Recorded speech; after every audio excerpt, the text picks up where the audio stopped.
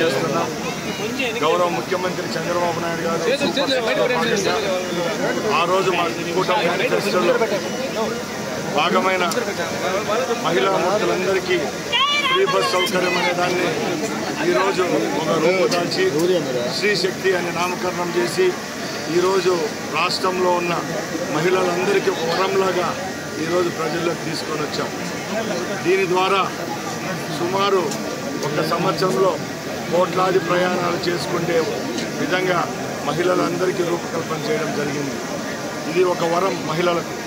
ఎవరైతే పేద వర్గాల్లో ఉద్యోగస్తులకైతేనే, రోజువారీ కూలీలకైతేనే, రైతులకైతేనే, చదువుకున్న పిల్లలకైతేనే ప్రతి ఒక్కరికి ఈ సౌకర్యం ఉపయోగపడే విధంగా ఈరోజు 8,450 బస్సుల్లో ఈ అవకాశం ఈ రాష్ట్ర ప్రభుత్వం ఏపీఎస్ఆర్టీసీ కల్పిస్తూ ఉందంటే ఇది ఒక మహోన్నతమైన కార్యక్రమం. ఈ కార్యక్రమాన్ని ఆంధ్ర రాష్ట్రంలో ఉన్న ఆడబిడ్డలు ప్రతి ఒక్కరూ ఉపయోగించుకోవాల్సిందిగా కోరుకుంటున్నా.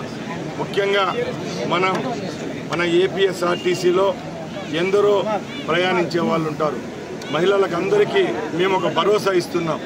రేపు నుంచి ఎవరైతే ఈ బస్సుల్లో ప్రయాణిస్తారో వాళ్ళందరికీ ఈ ప్రభుత్వం ఏపీఎస్ఆర్టీసీ రక్షణ కవచంగా ఉంటుంది.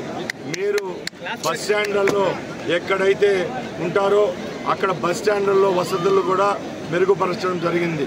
దానిలో భాగంగానే గౌరవ ముఖ్యమంత్రి గారి ఆదేశాల మేరకు వాష్రూమ్స్ అయితేనే, అక్కడ కుర్చీలు, తాగునీరు, మరుగుదొడ్ల విషయంలో కూడా ఎక్కడి రాజీ పడకుండా అక్కడ అన్ని సౌకర్యాలు కల్పించడం జరిగింది. అలాగే బస్సుల్లో కూడా ఈరోజు మేము ఏ విధమైన చర్యలు తీసుకుంటున్నామంటే సీసీ కెమెరాలు అమర్చడం, అలాగే బస్సుల్లో కూడా ఈ ట్రావెల్లో సౌకర్యవంతంగా చేసే విధంగా అన్ని మరమ్మతులు చేసి ఈరోజు ఆగస్టు 10వ తారీఖున లాంఛనంగా మీ ముందరికి తీసుకొస్తున్నాం. దయచేసి అందరూ ఆదరించండి, ఈ సౌకర్యాన్ని ఉపయోగించుకోండి. తప్పకుండా దీని ద్వారా ఈ ప్రభుత్వానికి, ఈ రాష్ట్రానికి మంచి పేరు తెచ్చే విధంగా మీరందరూ ముందుకెళ్తారని తెలియజేసుకుంటున్నా.